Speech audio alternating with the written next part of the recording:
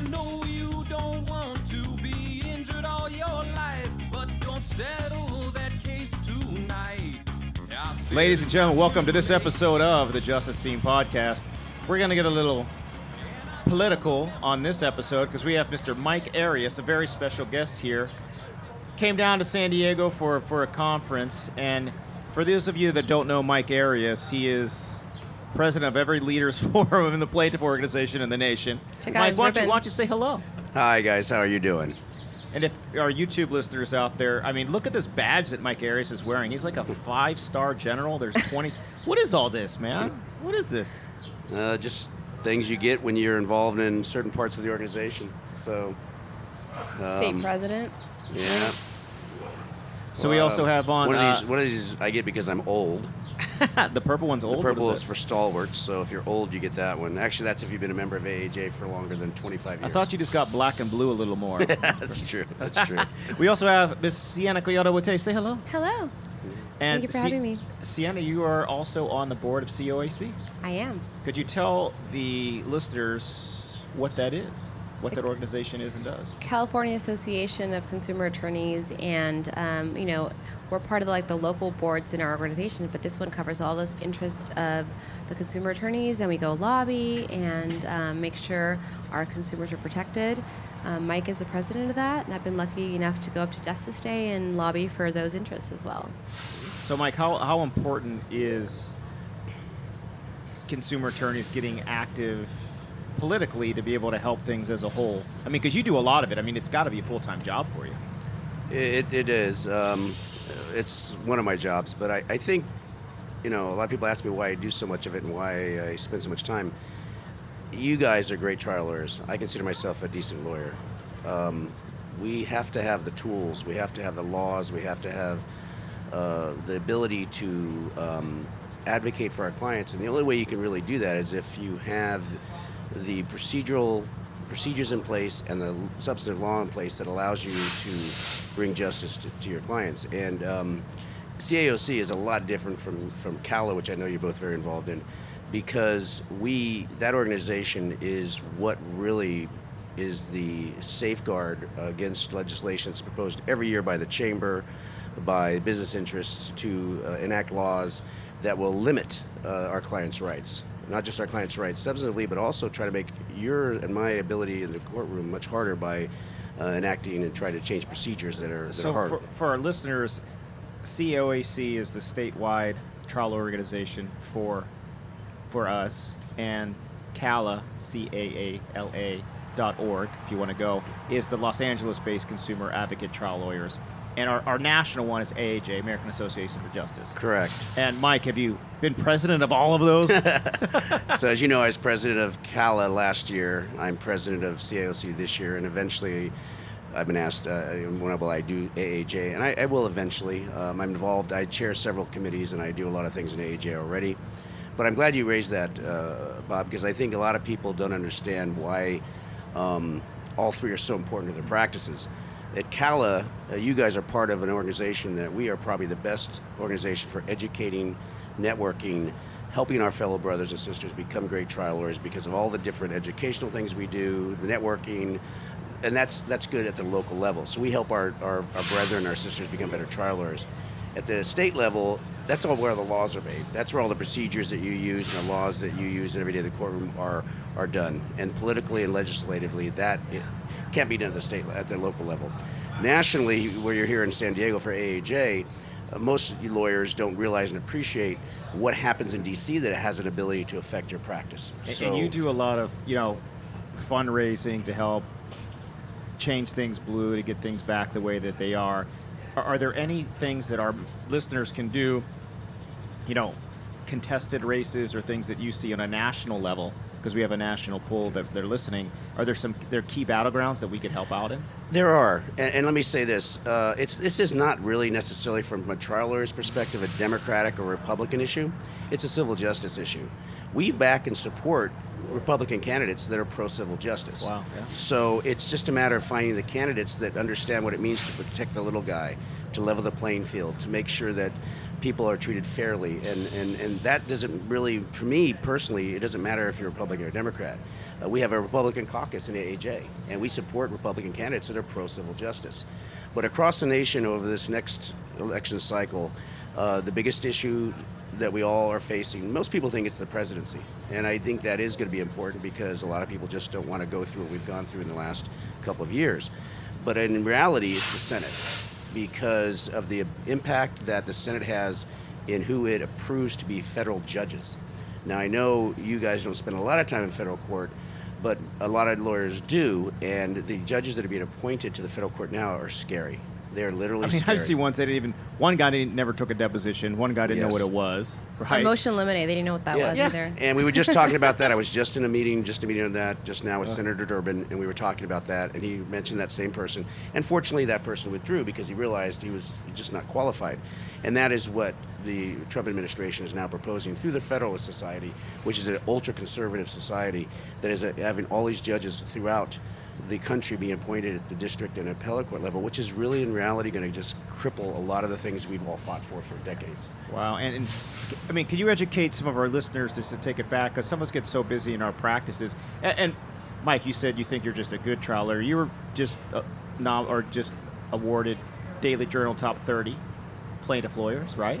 Yes, I was. And I mean, what is the name of your firm, just so people know? Arias, Sanguinetti, Wang, and Trios. And we're in Los Angeles, Oakland, Las Vegas, and in Montreal, Canada. And Sanguinetti, she was also president of a lot of these organizations, was she not? She was president of CAOC a few years ago, and she's the current president of AAJ right now. Wow. So what are some things a brick and mortar lawyer, a solo practitioner that doesn't have a lot of time, what's best to allocate their time actually to do to help? That's a great question, Bob. If people don't have the economic resources, but they have some sweat equity that they can invest in it, it's getting out there and helping to educate people.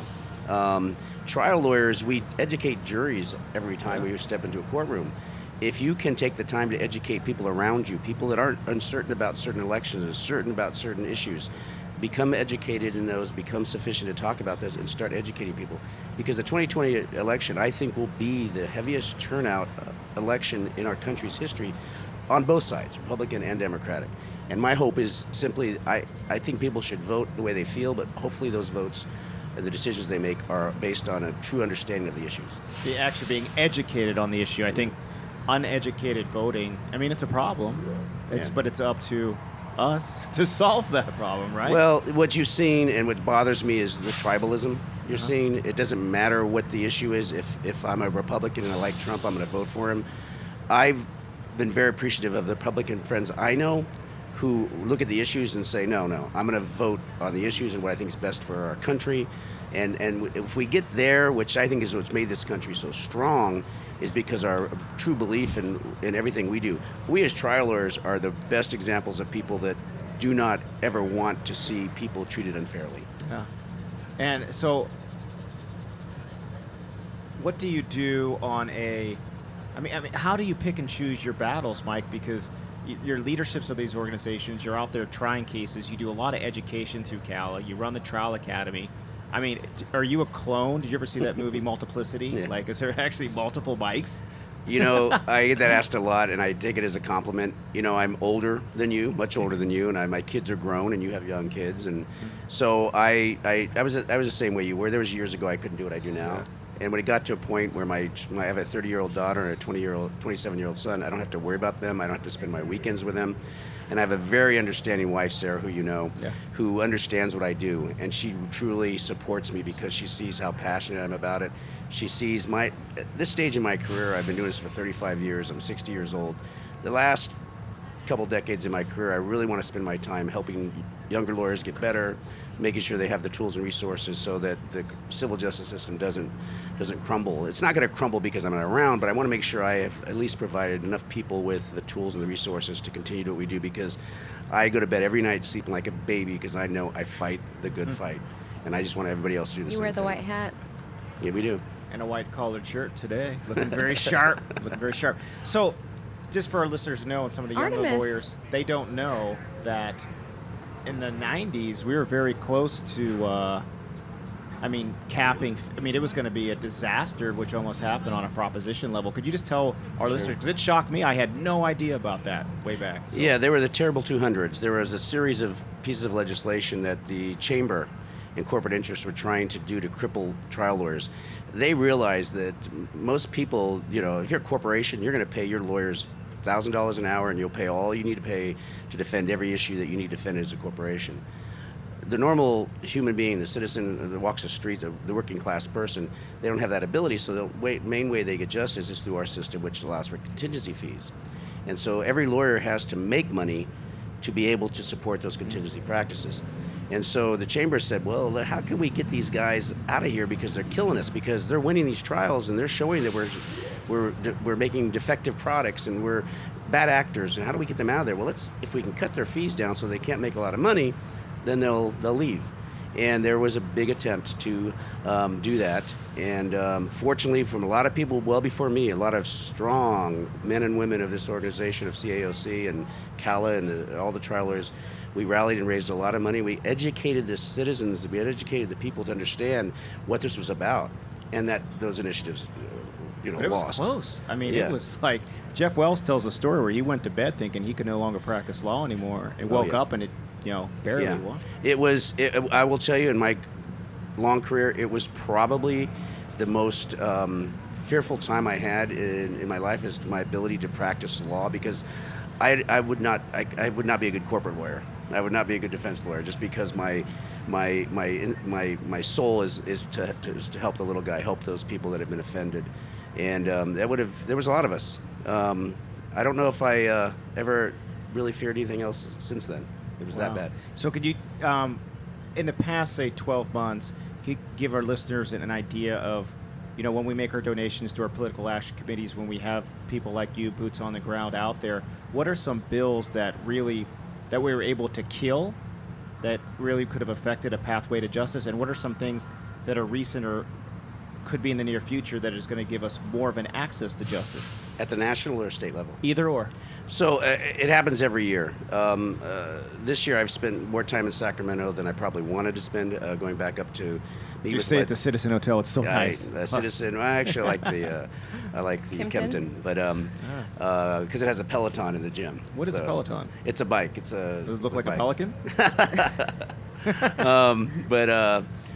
So this year, I had a very hefty agenda of legislation that I wanted us to push. In fact, if this should be our most successful year, is the number of bills that we think will get passed.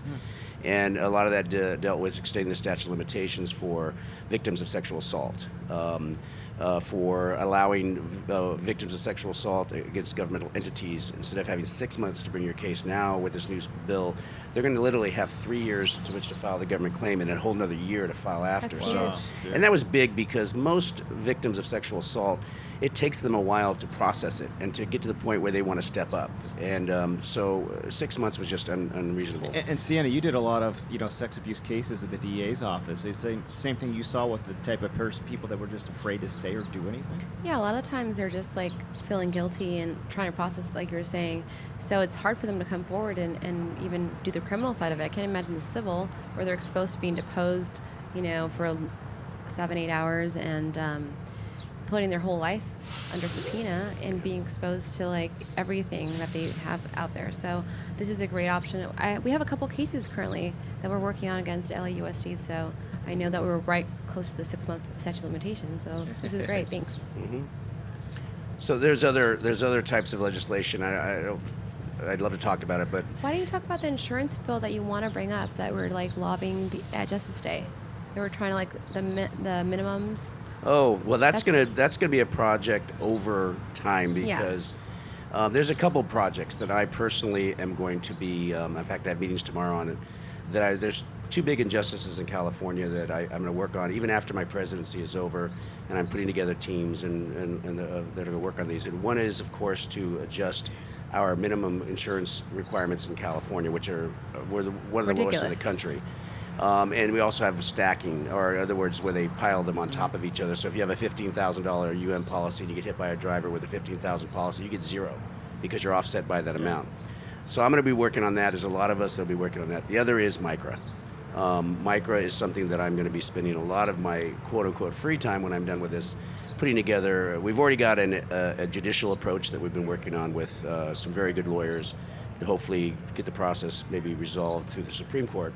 And then we're also going to do a legislative approach, but that's going to take a couple of years. It has to be done the right way, and it has to be done in such a way. And we had the Rowleys on with Jamie Court a few episodes ago to talk about this issue, and they do believe that with enough consumer push and education, and with having the people that we have in office, and he flat out, I mean, Nick went and called out Governor Newsom to get up there and make a change. But do you think now in the political landscape that we have in California that it's finally time to make that change? So I think the governor can only sign a bill that gets to him. Yeah. So we have to get through the Assembly and the Senate, and that is going to take us acquiring the necessary votes in both houses. I believe that there are going to, by the time we get a bill in front of the governor, we get to that point in time, we will have enough fair-minded assembly members and senators who will understand the inequities of our system. Look, you look at states like Oklahoma, Kansas, their Supreme Courts and their courts have reversed them. Yeah. And we are, California, one of the most progressive states in the country, and we still have that. Now, we started it. We got to own it. California started limits. But I have spent time with the Chief Justice, with the governor, with a lot of people talking about it, and I think if the right bill gets in front of this governor, I think this governor, hopefully, I think, in my view, would sign it. But we got to get there first, and that's a process that takes time. And I just want everybody, I appreciate Nick's efforts. I think that is, anytime you educate the people about what it's about, it's always a good thing. So if he's successful, great. If not, we're gonna... I mean, you have an office in Montreal. And Sienna, what did you just learn about the limits in Canada? Oh yeah, it's crazy. They were just telling us the minimums are 200,000, and then everyone has uninsured motorists of 1 million at least. So you don't have to go after any like corporations. Maybe we should change things here, eh? For sure. There's good things about Canada you like. There's some of the things you probably wouldn't like, but it's a whole different judicial system and justice system that we have. Very similar, but their procedures are a lot different. Yeah, we're going to learn about it tomorrow. Okay. Good. So do you speak French? I mean, no. It's the Canadian office is primarily for class actions that can't, because you can't pro hoc vice in Canada. You have to go through another firm. So, as you know, my firm also does a lot of class action work. So, I was the chair of the class action litigation group here for AAJ. So I just try to get those cases that we've been able to obtain justice in the U.S. and then get them to our firm in Canada, and they can try to do it there. Wow. Well, we are out of time here today. We want to thank Mike Arias for fitting in his busy schedule. I mean, the guy's out there slaying dragons for us on a multitude. He's like St. George over here, this guy. So I appreciate it. We want to thank Mike for coming on. Anybody that wants to get involved, you can find Mike Arias on the internet. You can also go to CAALA.org or CAOC.org or AAJ.org. Help join the fight. That's changed it, but it starts with all of us. Ladies and gentlemen, thank you for listening. Any questions, media@justiceteam.com. And Sienna? No sleep till justice. Thank you, ladies and gentlemen. Well, I know you don't want to be. I suited up for a trial by fire. I fell Ladies and gentlemen, welcome to into this a episode of burning the Justice trial Team by fire. Podcast, coming to you from sunny San Diego, California. This is the Executive Director edition of the Justice Team Podcast. And that song was by Sevi Fisher, Trial by Fire. Always a pleasant to hear, Johnny. So we have a couple, you guys are executive directors, and you're also married to each other, right? Yep. So first, we have Stuart Zanville. And could you introduce your bride? I can, and that's Lissa Zanville, the Executive Director of the LA Trial Lawyers Charities. And could you introduce your groom? My husband of 39 years Woo woo! is Stuart Zanville, the Executive Director of CAALA. So, first question is to Stuart: what does an executive director do of the largest plaintiff bar organization in the country? Executive Director of the world's largest local plaintiff bar association stays out of the way and allows their 3,000 members to do what they do to protect people. All right. And how long have you been in that role? In that role, I joined CAALA 15 years ago in 2004, and I became executive director in 2006. So, what did you do before being executive director of the largest and most powerful local plaintiff bar organization in the country? That is a leading question, not relevant. But I didn't hear Tom Fair object. Tom? I have no objection. Thank you. Proceed. I had a varied career in sports and entertainment, none of which has anything to do with what I do now, and all of which has everything to do with what I do now. So we're going to turn to your wife here. Tell our listeners who are not familiar with Trial Lawyers Charities, Los Angeles Trial Lawyer Charities, what is it? What does it do? We're a nonprofit organization made up of primarily plaintiff attorneys, and we focus on 5 areas: helping in children, education, persons with disabilities, survivors of abuse, and homelessness. And we do this by providing grants every year to about 93 partner charities. In addition, and the thing that I'm most proud of is that we do volunteer work.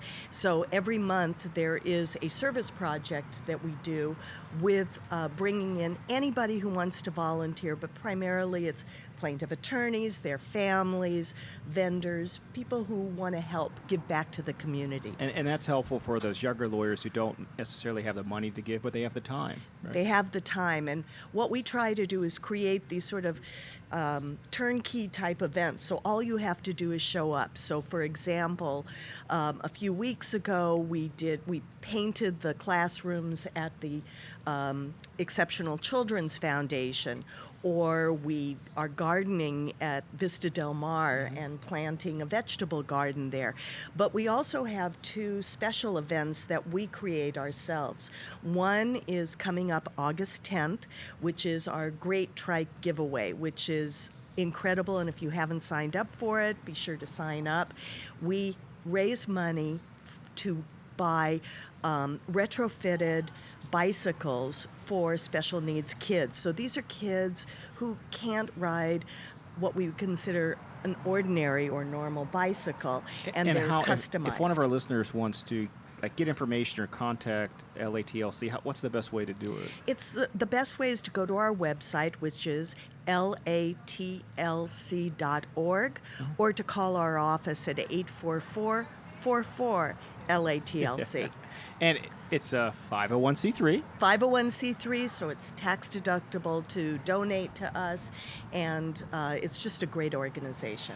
And Vista Del Mar, so we adopted our daughter through Vista Del Mar, who I met through working with your charity. So, there's a lot of cool little things that, Yes. little bonuses for doing stuff with the charity. And Mr. Tom Fair, he's on the board. He's on our board. That's sort of what attracted me to LATLC. Is the first time I got to do anything was we were at a women's shelter in downtown, and we prepared a meal for them, and just that love and that care that all of these lawyers, because it's all trial lawyers, plaintiffs' trial lawyers, and you could see, the reason I got into this line of work was because helping people and bonding with them and being a voice for them. And here I have an opportunity not only to do what I love so much, helping people in the court, but also in the community. So it's been an amazing experience. I even think last year I got to dress up as Clifford the red dog, the big red Yes, dog. I was did a Santa great one year job. too. It was Yes. fun. We have Santa. We also have a mascot who's Lovey, which is the heart that's in the middle of our logo. And we've had some pretty big attorneys playing Lovey. Figuratively and physically, yes. So we're gonna change over here to Mr. Zanville. For people who don't know Stuart Zanville, he is the lifeblood of CAALA, and I like to call him the TMZ of the trial lawyer organization. So, Stuart, give us some knowledge, drop some knowledge on us. What are we looking forward to coming up? Where's the future of law going? You're on the pulse of this. Come on. I think I'm sitting next to the future of law right now in you, and I congratulate you. Thank you. On everything that you're doing to recognize that change is good and change is inevitable. And if we don't, as they say, adapt, we will die. Adapt or die. So I think that the future is bright, and trial lawyers are a unique group of people. And the CAALA is the... We have a unique ecosystem. They do, but in a Ego good or way. eco? Ego system. In a You good stole way. my line, Tom. I was just going to And say that. I would say that our organization, which we're very fortunate right now, we're up to about 3,100 Wow. attorney members. And we are a local association, so we're LA only. But we are larger than all of the state trial lawyer associations, except for a small group. So we're a significant number. Well, and let me ask you, where have you noticed a change in the membership as far as practice group or age? Like, has that been changing over the past few years? I'm glad you asked. I don't even have cue cards. We're just spitballing. Come on. I can tell you It's like we mind melded. that as of today, I've been watching Stranger Things, so I'm just like, or Below Decks, right? big fan. Big fan. I can tell you that as of today, 42% of CAALA's membership have been in practice 10 years or less. Wow. 10 years or less, 42%. And 24% have been in practice 5 years or less. So when people talk about, oh, you got to get younger, you've got to recognize the young attorneys, we do not spend a lot of time thinking about it. We just do it. and I And think people that's, like you, people like Tom, people like Sienna.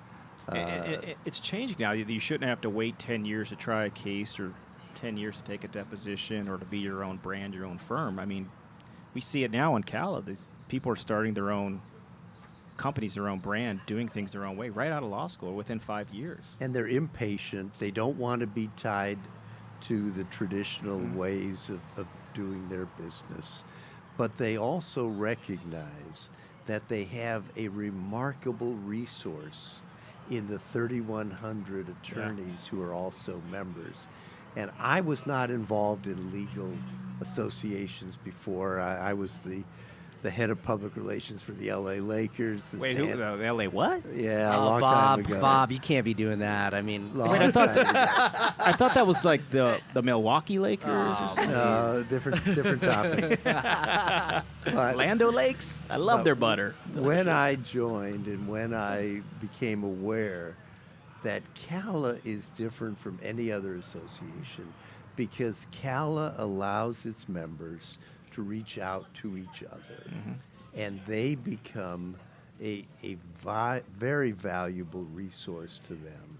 So the young attorneys know that they can turn to the attorneys who have been there before.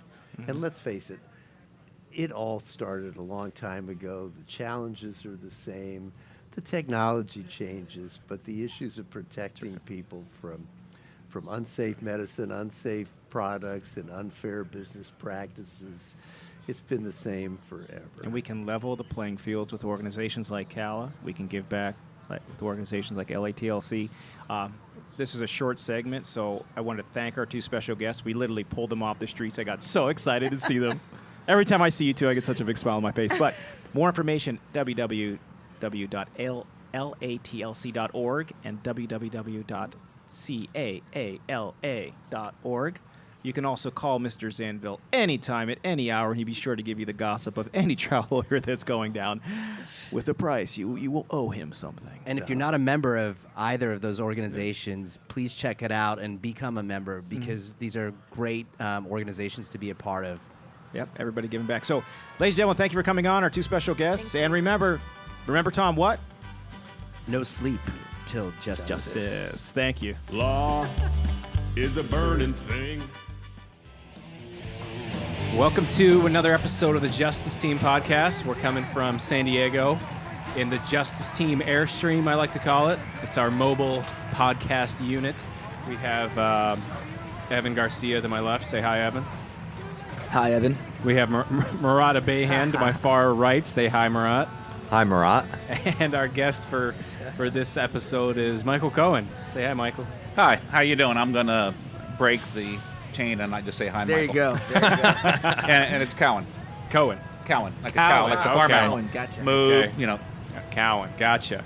So Michael, you have your own podcast, Trial Lawyer Nation, right? Yeah, absolutely. So you're usually on the other end of this, right? It's kind of odd being interviewed instead of asking the questions. So you have a little empathy towards us, right? So if we're not going to grill you too hard. You do a lot of trucking accidents. We're probably going to talk, a lot about that area of your practice. You wrote a couple of books, right? Yeah, I'm working on another one right now.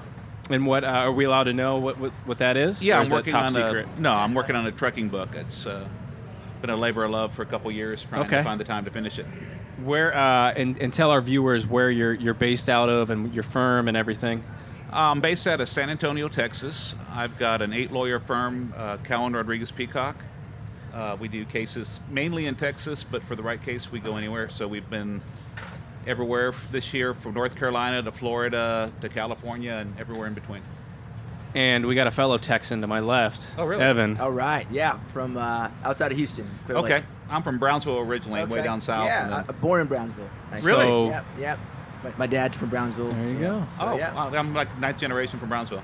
Yeah, that's awesome. So, what blows my mind, and just a little side note here, is just the growth that Brownsville's seen. It's just incredible. Yeah, it was like 30,000 people when I was a kid. Now it's 200. Wow. Cool. So UT Longhorns? Absolutely not. No, I'm a Texas Aggie. I went to. Oh my goodness. I went to trade school in Austin. We're gonna have to end the podcast. Yeah, I gotta go. So, and we got a Notre Dame fan over here. Absolutely, go Irish. Poor guy. And I'm a Pitt fan, so I have no relevancy whatsoever for not since the 70s, and so for me, zero relevancy. So yeah, you do a lot of trials, a lot of trucking cases. So, give us. Evan's working on a big trucking accident case right now. Can you give us sort of what you look at on the sign up? How do you take a case from inception all the way to trial? What are some things that maybe people who don't do a lot of trucking that do one or two every once in a while? Some big themes and areas that you need to focus on when you're working that case up. Absolutely, and if you don't start from the beginning, you're not going to get there at the end. So what we're looking for at the end is how do we make this case a systems failure? How is this something that's not just an isolated accident, but the inevitable result of unsafe choices made by a company? And so the whole time we're trying to go back, and we do what's called a root cause analysis. They call it the 5 whys. Toyota came up with it a long time ago, but basically, why did this happen? You keep going why and why. So for example, rear-end collision. You think it's a simple no-brainer. Well, it's a no-brainer as to the driver. How do you get the company responsible? So Right. why did the truck driver rear-end my client? Well, one example, maybe he was following too close. Why was he following too close? Because he didn't know what the proper following distance was. Why didn't he know the proper following distance? Well, at some point, it's because someone didn't put him behind the wheel without making sure he knew what the proper following distance was. Why would they do that? Because they don't want to spend the money. We got Congressman Cartwright right there. Oh, wow. How are you? Great, how are you doing? You're a podcast hero, you are. So, you said rear-end accident. It's important to get the company on the hook. If you already have, an admitted liability, why is it so important to have the company a system failure as opposed to the driver, just an isolated incident? Well, a couple reasons. One, because you want to you want to motivate the jury to do something. Right. And so if it's just about one isolated incident, why should they care? If it's about a continuing danger that frankly could endanger them and their family, endanger other people, then they have a reason to protect themselves and the community through their verdict. That's one reason. The other is, in a lot of jurisdictions, if they either stipulate to liability or sometimes even course and scope, they can prevent any evidence of what the company did wrong. Right. But in a lot of jurisdictions, if you have, we call it gross negligence. I forgot your term in California. Yeah, it's gross negligence. That lets you get it in. And so when you get deliberate, unsafe choices by the trucking company, it lets you get that. And I'll let you get in all kinds of great evidence that wouldn't otherwise come in: prior crashes, bad driving records, all kinds of stuff that make the jury realize the truth. Other thing we found is that you and I, having gone to law school, think, okay, pain and suffering, mental anguish, those are compensatory damages. Right. Many jurors don't feel that way. Many jurors feel that compensatory damages are your medical bills, your lost wages, and unless they feel that it's fair, if someone has to deserve to pay to give anything more. And so you almost are held to like a punitive standard where if you don't show knowing bad conduct, they don't want to give follow the law and give full and fair justice. You brought up a good point, because in California, I know this is the case. If somebody admits course and scope, vicarious liability, there's a case, I think it's called the Diaz case in California. You can't then bring in evidence of any negligence on the company, because at that point they are the employee. It doesn't matter if they're negligent, the company's negligent. But there in California, you can bring it in as, and some judges aren't as lenient as others, but you can show that, hey, they have written policies for the company that they didn't adhere to, which goes even because they have more training than the average driver, and the company has policies that say this is dangerous because XYZ. So they not only did they fail to live up to the common person standard, but they failed to live up to their own company standards that they require to have you on the road. Yeah. And it sounds like in a lot of jurisdictions they have that similar type of law where if they admit vicarious liability, there's still ways to make that useful. Right, and I think something that you said that was very interesting as well is alleging gross negligence. So can you talk about that? I mean, what kind of facts, and I guess it's going to definitely depend on the jurisdiction, but, what are you looking for to allege to get over that hurdle to make sure all this good evidence comes in? Yeah, well, it starts with a jury charge. So you have to figure out what do you need to prove. A lot of states, it's pretty common. It's something that's really dangerous, it's a risk, and you don't care. I mean, you boil it down, you look at the jury charge. So we look at, okay, driving a truck, that's pretty dangerous. 80,000 pounds, harder to stop, harder to maneuver, lots of blind spots. And then you just go more and more about knowledge of danger, Right. Especially do they have prior crashes? Does this driver have a bad record? Did they do any training whatsoever? And then you just try to build, and that's why we start with a jury charge before we even file the lawsuit. Definitely. And then we go back and we kind of game it out. So we break it up into what we call immediate causes, which is what are the possible reasons they hit my client. So it could have been following too close, it could have been distraction, it could have been fatigue. And then we do a root cause analysis for everyone. We can't just rule out on what information we have at the get-go.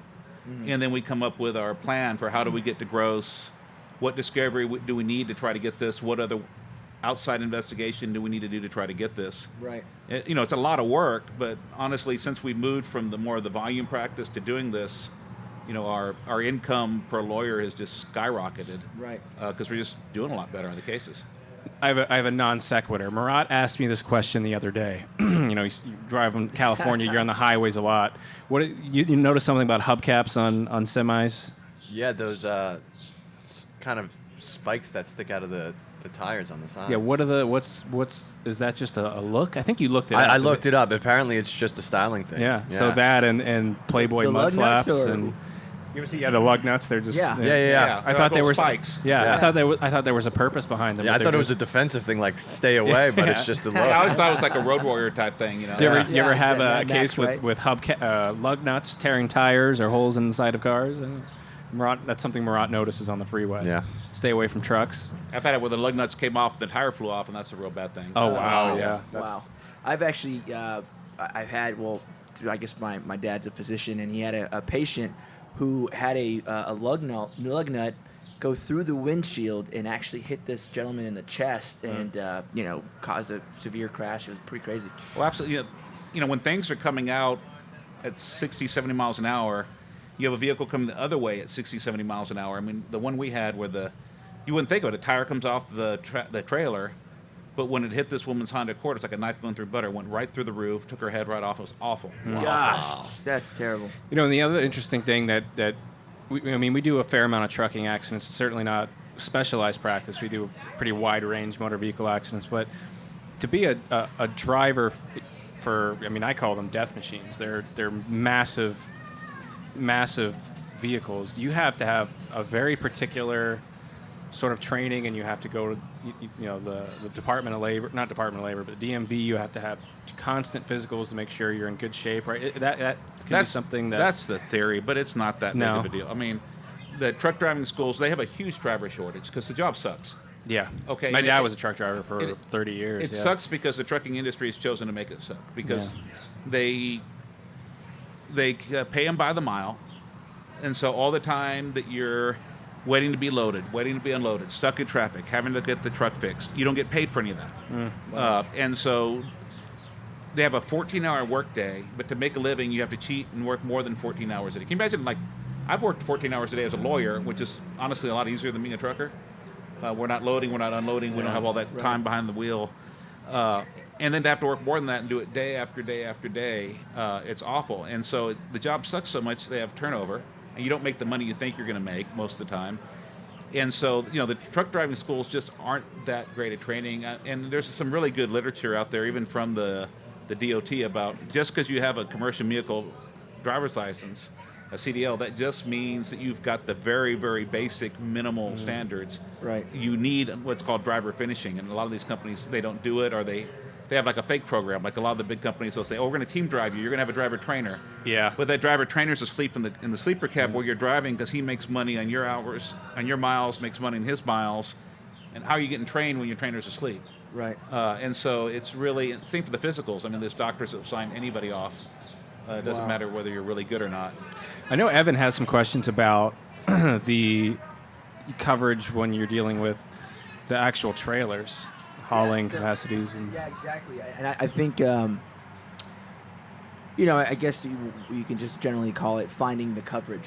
Sometimes, and I think this is an interesting area of trucking litigation, and certainly, we've seen it pop up different parts of the country, but it's the idea of, look, there's the motor carrier, and there's, could be coverage there, but also, the shipper broker liability. Is that an angle that you're pursuing? I mean, more and more? I mean, can you tell us about that? Absolutely. It's a way we've really been able to add value, because we'll have a referring lawyer that has a case. There's a $750 or $1 million policy, but a quadriplegic or 2 or 3 people killed, not nearly enough money. And so they're like, hey, they've offered us the limits. And I'll say, look, come in. If all I can get are the limits, you can keep them. They've already offered them to you, but let me see if I can find something else. So you have to think of, you get these little bitty, crappy trucking companies, no safety, no maintenance, drivers with bad driving records, and they're hauling. How the hell are these people getting hired to haul goods to Walmart? Right. And so you find happens, it's one of two things. It's either a broker, so like, let's say someone's going to sell flowers to Walmart. The flower people say, we have to send flowers to Walmarts all over the country. We want you to find the truckers to find the loads for us, and we're going to pay you so much per load. Well, then they have an incentive to find the cheapest people they can get. And so that's you get what you pay for. That's so called a broker liability case, Yeah. where it's the truck broker, either they were negligent in selecting the motor carrier, they picked someone that, although their license is not, they're not safe, or sometimes they exert so much control over the driver. There's a big case out of Illinois, where they actually found that they were the agent and vicariously liable for the motor carrier's negligence, because they maintained enough control of the driver. Interesting. But now there's even a new thing. Well, let's say like the big companies, Werner, Schneider, they'll say, okay, Walmart, we're going to go and make all your deliveries. Okay? And so we're going to make all your deliveries from this place to this place. And what they do is they will then get more work than they have trucks. And so we're going to take the most profitable routes, and we're going to run them with our drivers. The least profitable routes, we're going to sub them out. We're going to double broker it. So then we're going to, on the least profitable routes, we're still going to keep a piece of it and find someone that would do it at a rate that we can't make money. And those are going to be the most fly by night. And on those cases, we call them hidden motor carrier cases. If you look at the documentation and the definition of a broker statutorily does not include somebody that has the legal ability to take the load and has a contractual obligation to take the load. So they end up, if you do the discovery and take the depositions, you can make them the motor carrier instead of having this little bitty mom and pop company. It's actually a Warner or a Schneider or one of these mega multi-million-dollar companies, and you go from $1 million to $200 million in insurance like that. Perfect. I mean, exactly. And I think that you said earlier your approach is, look, okay, if we're stuck with the limits, you can keep them, but let me do some digging. Yeah. I think that type of mentality, and people need to do a little bit more digging and keep these people accountable. And to file your case early, because what I hate is when someone brings me in, and you're like, okay, there's all these other people, but limitations is run, so I can't do anything about it. Oh, yikes. And you guys at least have all your does in California. Yeah, you don't have that. We don't have that in most states. And even the does, though, it's not necessarily a guarantee on the doe because you have to have some. If you knew who they were before you filed, they're not a doe. I had that issue in a recent California case. Someone brought me in, and it's like, yeah, you didn't name the right person. You had John Doe's, but you had a letter naming this person on, from the insurance company. You got the name wrong. It's kind of hard. Wow.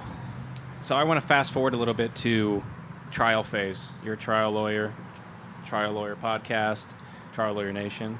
So are there specific jurors, for example, when you're doing jury selection? There's certain themes you like to hit or certain types of people you want to avoid or things you want to elicit when you're doing jury selection for these types of cases? Yeah, well, first of all, the types of people you want to avoid, I think that's really dangerous to make any assumptions that there's any correlation between demographics, political affiliation, race, gender, and whether you're a good juror for a particular case.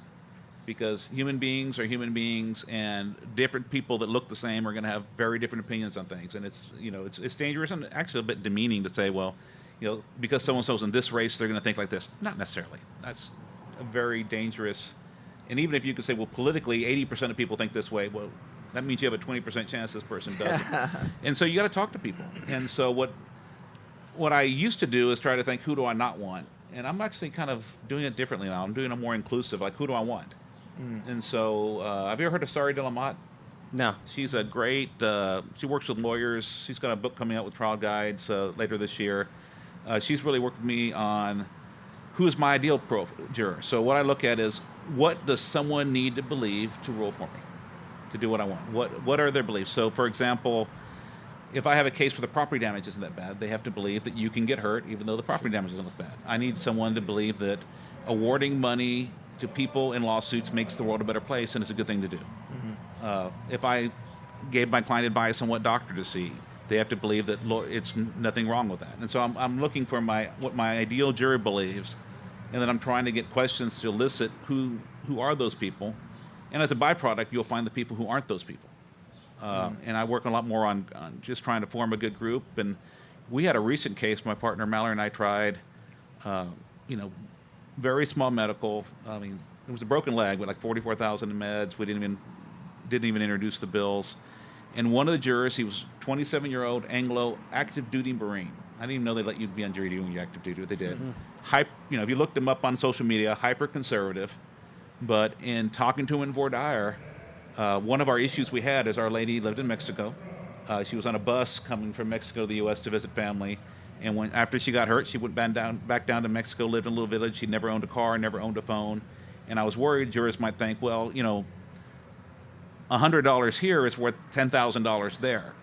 And there's some truth to that. I mean, money does go a lot further. And so would people award any more or any less? I was worried about less because she lives in Mexico and not in the U.S. And some of the jurors, actually some of the Hispanic jurors, were saying, yes, you'd have to think about the exchange rates and difference in costs of living. And I could see this guy who was getting agitated. He was getting more and more agitated. And I said, sir, you look like you have something to say. He said, wait a minute. Are you telling me that if someone from Dubai comes here where it's more expensive, if they get hurt, they're worth more than I am? No, sir. This is the United States of America. We are all equal. It doesn't matter where you're from. It doesn't matter who you are. Every human being is equal, and we should all be treated the same. I'm like, I want to hug you. Yeah. And did he get off for? No, because they were doing demographics. They thought he's white, military, Republican, young, and I was like, I just made a connection with this guy. He was my foreman, and in closing, when I'm like, he didn't get to do what we wanted. We asked for $2 million, but you need to do $2 million. You need to be a hero and fight for it. And he's like nodding away, and we got $1.25 million. I mean, which for broken leg ain't bad. Yeah, that's huge. I mean, especially in Texas. Yeah. And but if I'd gone by demographics, I would have picked some jurors that weren't so good. And we had a 10-1 verdict. The one was a working class Democrat Hispanic male that went against us, and we had a sheriff's deputy, we had a doctor's office manager, we had an engineer that were all great for us because we talk to them as people. We don't. Yeah, it's a good lesson. Which is really what all this is supposed to be about. Is we're supposed to not look at skin color, religion, gender. We're supposed to be looking at people as people. Right. So we're getting close to running out of time here, but one question that we always ask our trial attorneys that we have on here: do you have any superstitions while you're in trial? I know I do. I just trying to remember what they are. Do you avoid certain colors? I mean, do Oh, you yeah, have that's a good Do question. you Do you- always eat something, specific every My wife's day, laughing. just Maybe say she could think of something. You're You're not going to say it? Oh, wait. Okay, never mind. I love it. I do have some superstitions. I don't park a nice car in the parking lot. Yeah. Okay. Yeah. Smart. You're a man. You're an attorney for the people. Right? Yeah, You don't wanna wear be too. I don't wear a suit. I don't dress like a lawyer. I mean, I wear a jacket and pants, but I Slacks, don't yeah. wear a suit. There's certain colors you avoid. You try not to look like the typical slick back hair defense attorney look, the red tie and the Right. I try to avoid the power. I do like yeah. like a khaki with a pink tie or something. Okay, Something all off right. code. Good. Or blue. Yeah, blues and grays. We like blues Yeah, and we like grays. She and picks grays. them, so she's Yeah. like telling me what I actually wear. That's funny. Do you wear anything? I know a lot of my brother does a lot of trials. He tries to wear his worst suit, his most tattered and torn suit for jury selection. I don't do that. I think there's actually a danger to that because on one hand, you want to be approachable, but you also want to be an authority. Yeah. And so there's a real mix of if you're just purely approachable, purely Mr. Nice Guy, then do you have the authority? Are they someone that they have to like you, but they also have to be wanting to be led by you? And if you look too tattered, you don't look like someone that's an authority. Yeah. Same for body language, tone of voice. You need to pick parts of your trial. You want to be, like parts of jury selection. You want to get people talking. Okay, so you want to be using gestures where you're going up and. What do you think about that? Rising tone of voice. Yeah. Other times you want to have sand solid, like this is a case about a company. This is a case about a trucking company that did not check its driver's logs. That's a horrible example, but Right. You want to be the authority, and so you need to be someone that they would look up to. So if you look too tattered, you get too cute on that. Yeah, I mean, I think that's overall, great advice. I mean, there is a balance. Obviously, you don't want to not have a sleeve on your jacket, but I think there's makes also sense. on a big case. I mean, you don't want it too slick, but I think there's a feeling like if you're going there tattered, like it's supposed to be a shitty case. Can I cuss on this? I don't know if I'm allowed. Yeah, you're good. Okay. Yeah. It's like a PG-13. You get it. Yeah, you got to be a half-assed lawyer. Yeah, you get a couple. Yeah. To take this. It must not be a very good case because they couldn't get a good lawyer. Right. Yeah. So on one hand, you want to be human and approachable, but you want to look decent too. If not, it does cause other. And also, it distracts them. They're not hearing anything you say because they're looking at the tattered this or the tattered that. Right. It makes a lot of sense. I think you have any questions for us? And now, turn the tables real quick before we wrap up. Yeah, this is new. What kind of stuff are you doing? What are you doing with this podcast? I mean, we've been focusing just on California lawyers. We're based out of California, but we're in San Diego. We have access to some of the best trial attorneys across the nation. So we've been trying to just find out some of the issues in other states. California, the big issue right now, and it's been ongoing, is the microcap, medical malpractice cap, tort reform, and you inspired our Texas cap. Thank you. Well, it's strange because that's Texas is a conservative state. You would think that makes some sense, but I know there are states like Colorado has a cap, and California, which are both progressive states, and they're very non-consumer friendly legislature, and just interested to find out what other issues are going on in other states. I've heard for Pennsylvania. I heard from Pennsylvania lawyer today that you're not allowed to tell the jury how much money you want to ask for. So you can't say, we're asking for $10 million for this case. You can't do that in Pennsylvania. Yeah, you can't do that in Pennsylvania, and that blew my mind. I mean, I don't know how else you can tell a jury, what this case is worth without really putting something into context and telling them. So that seemed pretty wild to me. Any issues that you're coming up with that are specific to the states that you're trying cases in that you'd like to tell? Well, I just think the example you just gave on California having some bad law, Colorado having caps on everything, It's crazy. That's and wild. Colorado has the worst, not even gross negligence lets you get in the trucking company's negligence that they stipulate. It's awful. You can't correlate, like I said before, politics, race, gender with whether they're good or bad for us. So there are Republicans that are good for us. There are Democrats that are horrible for us. And you have to look at legislators. You have to look at people. We can't just support someone just because they're a Democrat if they're going to go in there and screw us. Yeah. We have to be open-minded to supporting a Republican who won't for two reasons. One, because those people could help us and their opponent may be worse for us. But two, they're going to be in power sometimes, and if we are their enemies, they're going to go and be vindictive against us. So one thing we've had to learn in Texas is to be a little more bipartisan, and I remind people, I'm not a Republican, but I remind people the first 3 rounds of tort reforms in Texas, including when they killed workers' comp, which was the biggest blow to us ever, because that was a huge part of a lot of people's practices, are when the Democrats still controlled the legislature. And the Republicans were horrible to us in 2003, but we have neutralized them since. We have found issues where we have common values. Seventh Amendment is part of the Bill of Rights, and they're very constitutional. We found common language. The energy in the Republican Party is not on the corporate side right now. It's on the populist side right now. We have common cause with a lot of those people, and so we need to make friends where we can make friends, and then not let people take us for granted. If they say they're our friends, but then they pass caps, they're not our friends, and so we need to make people earn it. Yeah, it's easy to say one thing, and then when the insurance lobbyists come knocking, it's a little bit change of tune a lot of times. That's why you have to make them pay the price at the ballot box when they Yeah, do. yeah. And for too long, we've been, when you're just identified with one party, then you get taken for granted, and they do that stuff to you. So we have to fight. Absolutely. Well, appreciate you coming on. We're getting close to 2:30 here. I know you gotta I got you my gotta next run. interview, So yeah. thanks a lot for coming on. I know you're a busy man, and to give you a plug for your podcast, Trial Lawyer Nation. Just go to podcast store or any podcast app or triallawyernation.com. Kind of like you guys, we interviews. It's been awesome. I've been able to learn from some of the best trial lawyers in the country, apply it in my own practice, and hopefully it helps you guys too. Yeah, Perfect. Thanks so much. Thank you. Thank you. All right. Save your tears, little one. Don't forget, my friend, you destroyed evidence. I'll write it in, show your wrongs, cite the good case law, till the judgment it comes.